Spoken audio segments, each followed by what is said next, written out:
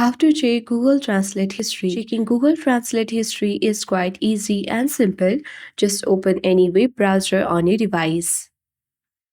Tap on the search bar or the web address bar at top of the screen and type in Google Translate.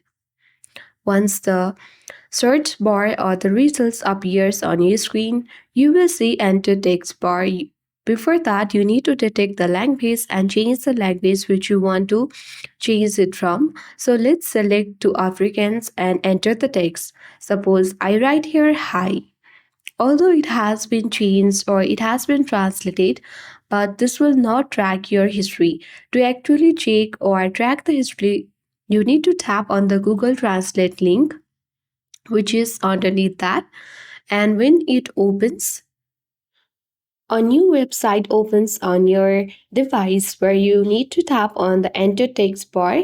Let's type in hi here, and you can tap on the history at the bottom left corner of the screen, and from here you can easily check all your Google Translate history. So that is how we check Google Translate history. I hope this video was helpful. If it was, then do like, share, comment on this video.